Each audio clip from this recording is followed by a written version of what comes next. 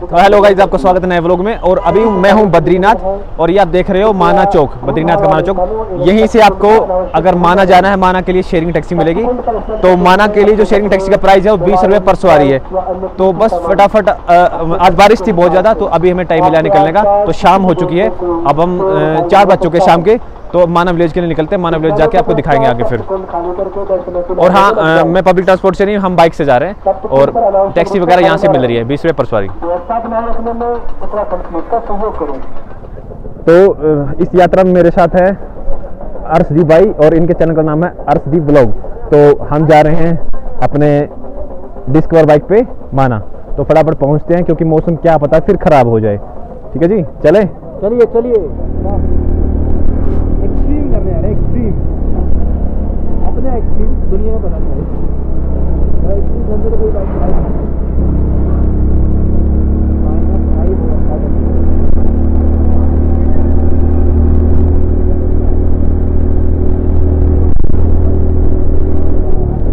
और ये हम बढ़ रहे हैं माना विलेज की तरफ। और यहाँ पर हेलीकॉप्टर सेवा, यहाँ पर हेलीकॉप्टर आते हैं। और इस तरफ है पीछे मंदिर और ये है माना का रास्ता। 3 किलोमीटर पड़ेगा बद्रीनाथ से माना गांव।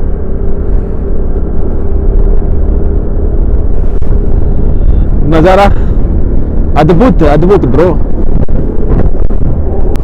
ये रहा जी यहाँ का बोर्ड और ला सीमांत प्रांत।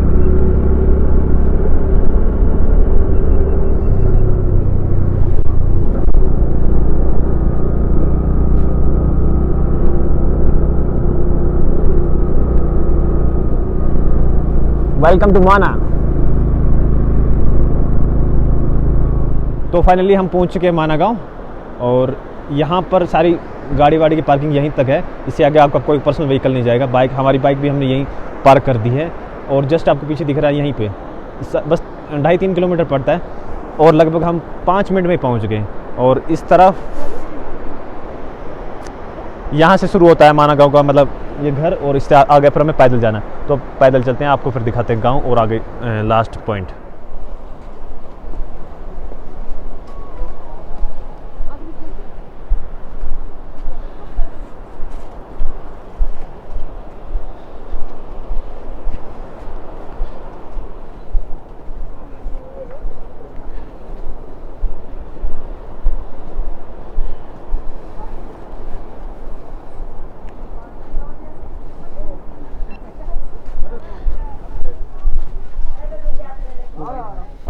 ये माना गांव में एंट्री करती है, आपको हमारी इधर की मार्केट्स की कुछ शॉप दिखेंगी। इधर ऐसे पैसे रखने की जगह है।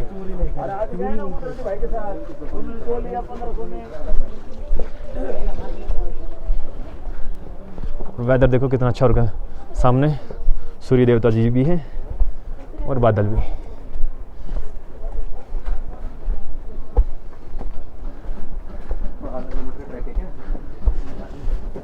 लग तो आधा किलोमीटर है।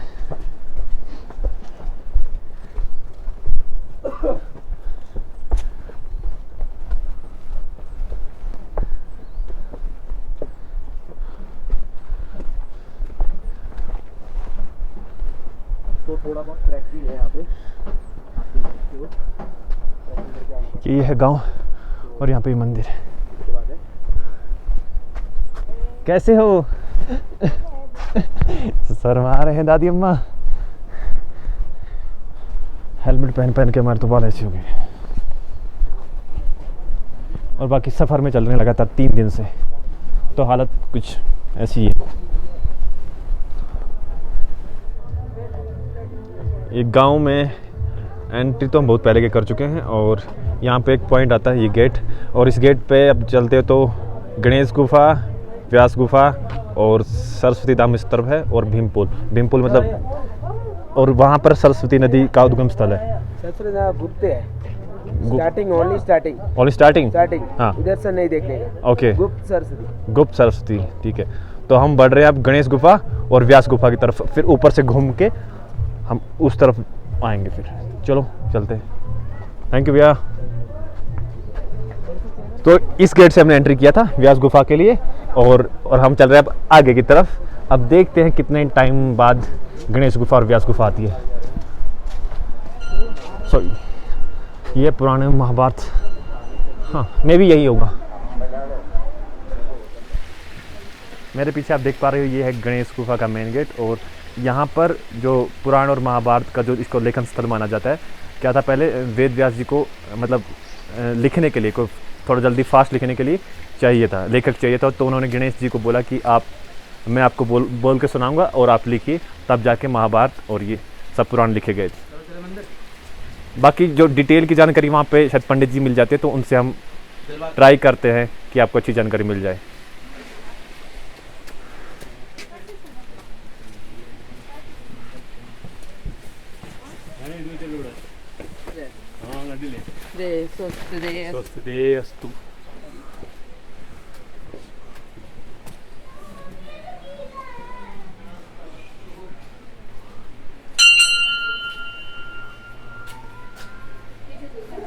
आप वीडियो पॉज करके भी पढ़ सकते हैं। इस गांव का प्राचीन नाम है मणिभद्रपुरी, जहाँ पर भी आप आए हैं। मणिभद्र नाम का यक्ष था यहाँ, एक कुबेर जी का सेवक, उसके नाम से यहाँ का नाम हुआ मणिभद्रपुरी। ऐसी कथा आती है कि मणिभद्र जो था वो पुष्पक विमान का रक्षक था, जो रावण जो है छीन के उससे ले गया था। उसी के नाम से यहाँ का नाम मणिभद्रपुरी हुआ। धीरे धीरे बोलते बोलते मणिभद्रपुरी से रूप बिगड़ के माणा हो गया जी। जिस पर्वत पर हम बैठे इस पर्वत का नाम है नर पर्वत। सामने वाला पर्वत जो है नारायण पर्वत है। भगवान नर और नारायण जो है विष्णु के चौथे अवतार हुए थे। यहाँ दोनों ने तपस्या की थी। इन दोनों के नामों से पर्वतों के नाम हुए नर पर्वत और नारायण पर्वत। ऐसा कहते हैं कि लक्ष्मी जी ने जो है बेर की झाड़ी का रूप धारण करके भगवान नारायण की सेवा की थी, रक्षा की थी, ताकि भगवान के ऊपर जब बर्फ इत्यादि न गिरे, हवा न लगे, पानी न गिरे, तो भगवान ने प्रसन्न होकर वरदान दिया कि पूरा क्षेत्र जहाँ आपके नाम से प्रसिद्ध होगा। बेर को संस्कृत में बदरी बोलते हैं, इसी से यहाँ का नाम है बद्रीनाथ हुआ। फिर जहाँ अभी हम बैठे हैं यहाँ दो नदियाँ बहती हैं, अलकनंदा और सरस्वती। उधर से अलकनंदा है, इधर से सरस्वती है। यहाँ नीचे दोनों का संगम होता है, उसको बोलते हैं केशव प्रयाग। इसी केशव प्रयाग के तीर्थ में इस स्थान का नाम भागवत में आता है सम्याप्रास। यहाँ जो है भगवान के 17वें अवतार आए कृष्णद्वैपायन जी। जब वो यहाँ आए तो उस समय वेद परंपरा बिखरी हुई थी, वेद मंत्र जब बिखरे हुए थे, कोई संग्रह नहीं था, उसका व्यवस्थित क्रम भी नहीं था। तो कलयुग आने वाला है ऐसा समझ कर जो है उन्होंने देखा दिव्य दृष्टि के द्वारा कि जो आने वाली पीढ़ियाँ होंगी वो जो है इतने मंत्रों को याद नहीं कर पाएंगी। तो वेद के जो है सारे मंत्रों का संग्रह करके उसको 4 भागों में विभक्त किया। ऋगु, यजु, साम, अथर्व, उनको उपाधि मिली वेद व्यास की। उसके पश्चात जो है उन्होंने एक विचार उनके मन में आया कि वेद के अंदर 3 चीज़ें हैं, ज्ञान, कर्म और उपासना। तो तीनों तत्व जो है भविष्य की पीढ़ियों तक पहुंचते रहें। यदि वो नहीं पहुंचते तो जो पुराना ज्ञान है, जैसे धातु विज्ञान का था, मृदा का था, कृषि का था, रसायन का था, भौतिकी का था, खगोल विज्ञान था, वो सब जो समाप्त हो जाता है। दूसरा था कर्म। कर्म जैसे उसका एक छोटा सा उदाहरण है, समाज में हमको किसके साथ कैसे रहना, पिता के साथ कैसे रहना है, माता के साथ कैसे रहना है, पुत्र के साथ कैसे रहना है, ये सब जो है कर्म के अंदर आता है और ये सब जो है वेद के अंदर है। तीसरा था उपासना। हमारे जो शरीर के 4 तत्व हैं, मन, बुद्धि, चित्त और अहंकार, इनका जो विकास करता है उसको उपासना पद्धति बोलते हैं। कोई ध्यान बोलता है, कोई समाधि बोलता है, कोई योग बोलता है, कोई जप बोलता है, कोई पूजा बोलता है। अलग अलग पद्धतियाँ हैं। तो ये तीनों पद्धतियाँ भविष्य की पीढ़ियों तक पहुँचते रहें। वेद मंत्र कठिन थे, सबके समझ में नहीं आने वाले हैं, ऐसा समझ कर जो है कृष्णद्वैपायन महाराज जी ने क्या किया, उन्होंने जो है वेद को समझने के लिए, वेद के जो 3 तत्व थे ज्ञान, कर्म और उपासना को समझने के लिए सरल भाषा में पुराण और महाभारत की सृष्टि की। वो बनाने के बाद जो है द्वापर युग तक लिखने की परंपरा नहीं थी। लोग जो है एक दूसरे को याद कराते थे, सुनते थे, याद करते थे, ऐसे करके परंपरा चलती थी। तो ब्रह्मा जी को कहा कि महाराज जो है कोई लेखक बताओ जो इन ग्रंथों को लिपिबद्ध कर सके। तो ब्रह्मा जी ने कहा कि आप जो है गणेश जी का स्मरण कीजिए, गणेश जी आप इस कार्य को कर सकते हैं। ऐसी मान्यता है कि जहाँ पर भी हम बैठे हैं यहीं पर गणेश जी प्रकट हुए थे। गणेश जी ने जब शर्त रखी कि मैं जो है लिखूंगा लेकिन रुकूंगा नहीं, बीच में मेरा जो है लेखनी रुकनी नहीं चाहिए, क्षण भर के लिए भी रुकी तो मैं चले जाऊंगा। तो गणेश जी के 2 नाम हैं, विघ्नकर्ता और विघ्नहर्ता। गणेश जी विघ्न भी करते हैं, विघ्नों का हरण भी करते हैं। तो वेद व्यास जी ने मन में विचार किया कि जो है साक्षात विघ्नहर्ता यदि मेरे कार्य को करेंगे तो मेरे कार्य में विघ्न नहीं आएगा। ऐसा समझकर जो है उन्होंने बुद्धिपूर्वक एक शर्त रखी कि महाराज रुकना नहीं, लेकिन जो कुछ मैं बोलूँगा उसका भाव समझ के, अर्थ समझ के आप आगे लिखेंगे। ऐसी दोनों में शर्त हुई। ये स्थान था गणेश जी का लिखने का। पूरा क्षेत्र ये व्यासी का आश्रम था, इसको सम्याप्रास कहा जाता था और व्यास इसके कुलपति हुआ करते थे। कुलपति इसको बोलते थे जो 10,000 छात्रों की शिक्षा और भोजन का प्रबंध करता था। तो यहाँ जो है बहुत बड़ा गुरुकुल जो है वेद व्यासी का चलता था। इसी सम्याप्रास आश्रम में व्यास जी बोलते गए थे, गणेश जी लिखते गए थे। बीच बीच में जब समय चाहिए होता था उनको, कोई कथा प्रसंग याद करना है, कोई नित्य कर्म करना है, संध्या वंदन करना है, तो वो क्या करते थे, कूट श्लोक बना देते थे। कूट श्लोक के लाखों करोड़ों अर्थ निकलते हैं, एक ही अर्थ नहीं होता है। उसका सही अर्थ निकालने में गणेश जी को समय लगता था, तब तक वो अपना जो है कार्य से निवृत्त होकर पुनः बोलने बैठ जाते थे। ऐसे करके व्यास जी बोलते गए थे और गणेश जी इस स्थान पर बैठ के पुराण और महाभारत की कथाओं को लिखते गए थे। वही स्थान है, आगे व्यास गुफा है, उससे आगे कलाप ग्राम आता है। कलाप ग्राम का ऐसा बोलते हैं कि पुराणों में वर्णन आता है कि पृथ्वी का जलस्तर धीरे धीरे धीरे करके बढ़ेगा। एक स्थिति ऐसी आएगी कि प्रलय की स्थिति बनेगी और जो चिरजीवी अश्वत्थामा, बलि, व्यास, हनुमान, विभीषण इत्यादि हैं, वो क्या करेंगे, सृष्टि का जो बीज रूप है उसको सुरक्षित रखेंगे। जैसे यहाँ से सृष्टि, ये प्रलय का जल कम होगा, यहीं से पुनः सृष्टि का प्रारंभ नीचे की तरफ होगा। यहाँ से 45 किलोमीटर आगे जाएंगे तो देवताल है वहाँ एक, उसको सरस्वती ताल भी बोलते हैं। वहीं भगवान जो नर और नारायण तपस्या कर रहे थे, भगवान नारायण ने जब सरस्वती की स्थापना की थी तालाब में, ताल में, वहीं से सरस्वती नदी का उद्गम होता है। वहाँ से बाईं तरफ चलेंगे तो गोमुख आता है, पीछे की तरफ चलेंगे तो कैलाश मानसरोवर आता है। यहाँ से जो है 62 तक, सन 62 तक जो है यात्रा करते थे, व्यापार भी होता था तिब्बत के साथ। व्यास गुफा से नीचे उतरेंगे तो सरस्वती है, सरस्वती के ऊपर भीमपुल है। यहाँ से इस तरफ इस घाटी में, बाईं वाली घाटी में, अलकनंदा की घाटी में, इसको धर्म क्षेत्र बोलते हैं। भगवान नर और नारायण के जो पिता का क्षेत्र है, उन्होंने तपस्या की थी, वहाँ धर्म क्षेत्र उसको कहा जाता है। वहीं वसुधारा नाम का झरना है, 8 वसुओं का उस जल में वास माना जाता है और पापी और पुण्यात्मा की पहचान होती है उसके नीचे। पापी होगा उसके नीचे भी चले जाएगा तो पानी उड़ के दूर चले जाता है, पुण्यात्मा होगा तो 200 मीटर दूर भी पानी उड़ के जाए उसके ऊपर आ जाता है, ऐसी जो उसकी मान्यता है। उसी के ठीक सामने लक्ष्मी वन है और यहाँ से 8-9 किलोमीटर आगे बाईं वाली घाटी में अलकापुरी है, जहाँ से अलकनंदा का उद्गम होता है। अलकापुरी और गोमुख का ग्लेशियर एक ही है, एक पहाड़ से इस तरफ से लेकर दूसरी तरफ तक एक ही ग्लेशियर है। उस तरफ से भागीरथी निकलती हैं गोमुख से, इधर से अलकनंदा निकलती हैं। यही दोनों नदियाँ जब देवप्रयाग में मिलेंगी तो इनका नाम गंगा होता फिर। और ये सामने नारायण पर्वत के पीछे चलेंगे तो चक्र तीर्थ, सतोपंथ और स्वर्गारोहिणी तीर्थ आते हैं, जहाँ पांडवों के शरीर छोटे थे, युधिष्ठिर महाराज जहाँ से सशरीर स्वर्ग को गए थे। स्वर्गारोहिणी के उस तरफ केदारनाथ जी हैं, बगल में नीलकंठ की चोटी इधर से, इस तरफ जो है चरण पादुका है, नीचे भगवान नारायण के चरणों के निशान हैं। और नीलकंठ के उस तरफ ऊपर जो है नारायण पर्वत पे उर्वशी कुंड आता है, जहाँ भगवान नारायण ने उर्वशी को उत्पन्न किया था अपनी जंघा से। उसके नीचे, ठीक नीचे बद्रीनाथ जी हैं और जो नीचे केशव प्रयाग है उसके ठीक ऊपर जो है भगवती मूर्ति माता का, नर और नारायण जी की जो माता जी हैं, इनका आश्रम है। इनको अपनी भगवान ने अपनी माँ को वचन दिया है कि वर्ष में एक बार मैं आपसे मिलने आऊँगा, आपके साथ नहीं रहूँगा क्योंकि मैं तपस्या कर रहा हूँ। आपने देखा होगा कि बद्रीनाथ जी में लक्ष्मी जी अलग है, भगवान विष्णु अलग है। तो क्योंकि भगवान ने कहा तपस्या कर रहा हूँ, आप सब लोग अलग अलग रहो, तो अपनी माता जी को यहाँ रख कर जो है उनको वचन दिया कि वर्ष में एक बार मैं आपसे जो है मिलने आऊँगा। अभी भी जो है सितंबर के महीने भाद्रपद मास की शुक्ल पक्ष की द्वादशी आती है, वामन द्वादशी, उस दिन भगवान जो है मिलने आते हैं माता जी से। ऐसी यहाँ की संस्कृत कथा है। बोलिए गणेश भगवान की। सेम। तो गाइज ये थी गणेश गुफा, इसकी जानकारी आपको मिल चुकी होगी। अब हम आगे बढ़ रहे हैं व्यास गुफा की तरफ। और ये पूरा व्यास गुरुकुल माना जाता था पहले, तो यहाँ पे और व्यास जी कुलपति थे यहाँ पे, जो 10,000 छात्रों के प्रतिनिधि होते हैं उनको कुलपति बोलते हैं। सो गाइज यहाँ पे लोकल एक चीज़ बिक रही है, तो भैया बताएंगे क्या है? नज़र बट्टू है इसका नाम, इससे नज़र नहीं लगती है। इसको घर के किसी भी कोने पे आप इसको काले धागे पे बांध के टांग सकते हैं। इसको बोलते हैं नज़र बट्टू। नज़र की लकड़ी है, तेजमल की लकड़ी। अच्छा, और बाकी इसमें थोड़े से कांटे भी हैं, तभी नजर नहीं लगती, तभी नजर नहीं लगती। कांटे चुभेंगे।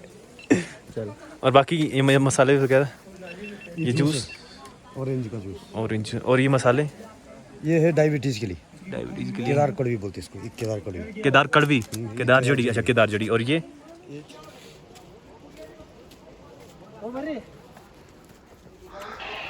रही भारत की आखिरी चाय की दुकान।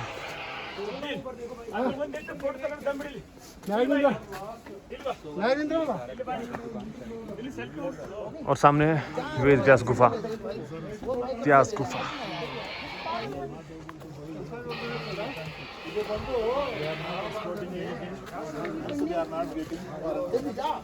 Dependent on China, na? That's why.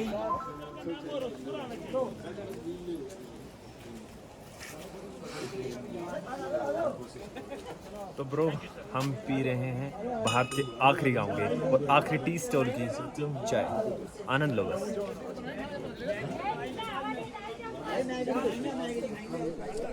तो फाइनली हम पहुंच गए वेद व्यास गुफा। यहाँ पर ये गुफा है और ये आखिरी चाय की दुकान।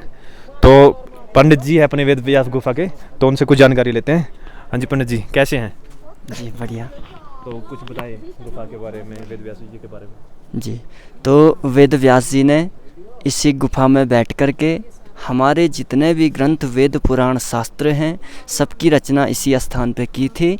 लेकिन महाभारत लिखने के लिए समय की कमी होने के कारण इन्होंने गणेश जी को बुलाया। तो गणेश जी ने शर्त रखी कि श्रुते तत्प्राह विघ्नेषु यदि मैं लेखनी क्षणम, कि लिखते वक्त मेरी लेखनी क्षण भर भी रुकनी नहीं चाहिए, रुक गई तो आगे नहीं चलेगी, क्योंकि गणेश जी दोनों हाथों से लिखा करते थे। तो इस स्थान से वेद व्यास जी ने महाभारत बोला, नीचे गणेश गुफा में गणेश जी ने लिखते गए। और महाभारत लिखने के बाद भी वेद व्यास जी को संतुष्टि नहीं हुई। तब अंत में इसी स्थान में नर नारायण भगवान को प्रणाम किया, माँ सरस्वती की वंदना की और यहाँ पे आकर के भागवत महापुराण की रचना की थी। बोल भागवत महापुराण की। गुफा का बाहरी पार्ट जो है व्यास पुस्तक पोथी के नाम से जाना जाता है। इस पे अलग अलग लेयर्स नज़र आते हैं। तो ये द्वापर में पूरी भोजपत्र थी, जैसे कलयुग आया पूरा पत्थर में अवतरित हो गया। तो जो बद्री विशाल के अंदर भगवान विष्णु जी की मूर्ति विराजमान है, ये मूर्ति किसी कलाकार ने नहीं बनाई, ये स्वयं भू विष्णु हैं। तो भागवत की बुक साक्षात कृष्ण स्वरूप होती, कलयुग आते ये भी पत्थर में अवतरित हो गया। बोल बद्री विशाल भगवान की। तो वेद व्यास जी ने इसी गुफा में बैठकर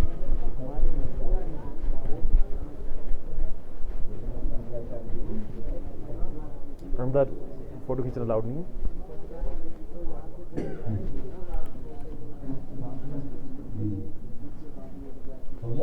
तो इतना ही था गुफा के बारे में।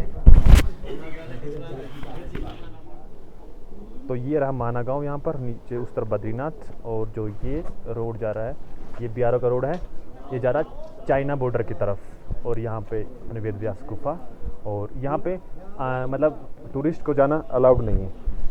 लेटेस्ट अपडेट ये है कि माना गांव 16 नवंबर को, हर साल 16 नवंबर को बंद होता है। और जब चार धाम खुलते हैं, मतलब जहाँ पास में बद्रीनाथ, जब बद्रीनाथ खुलता है तो उससे एक हफ्ते पहले ही माना गांव के जो लोग हैं यहाँ पर आते हैं और जो बर्फ़बारी में टूट फूट हुई है उसको ठीक करते हैं। और फिर से मतलब टूरिज्म यहाँ पे आते हैं, लोग आते हैं तो उनकी सेवा के लिए ये सब कुछ, या फिर अपनी गुजर बसर के लिए यहाँ पे आते हैं, ताकि इनका भी रोजगार चल पड़े और घर परिवार इनका भी चले। अब हम जा रहे हैं भीम पुल की तरफ। वेद व्यास गुफा आपने देख ली, गणेश गुफा आपने देख ली, सरस्वती भीम पुल, सरस्वती नदी, कुछ ऐसा नज़ारा।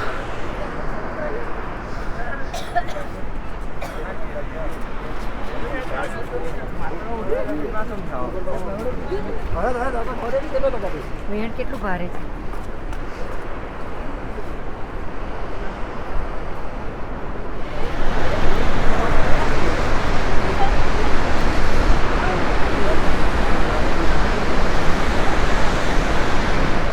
तो हम पहुंच चुके हैं भीम पुल पे, इसी को बोलते हैं भीम पुल। और यहाँ पर आप देख पा रहे हो सरस्वती नदी के जल का महत्व लिखा हुआ है और भीम पुल के बारे में यहाँ पे बताया गया है।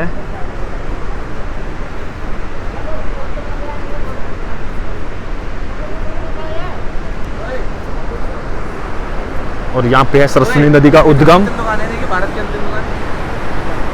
तो आप देख सकते हो नदी का प्रवाह यहीं से है और यहीं से सरस्वती नदी की जो शुरुआत होती है।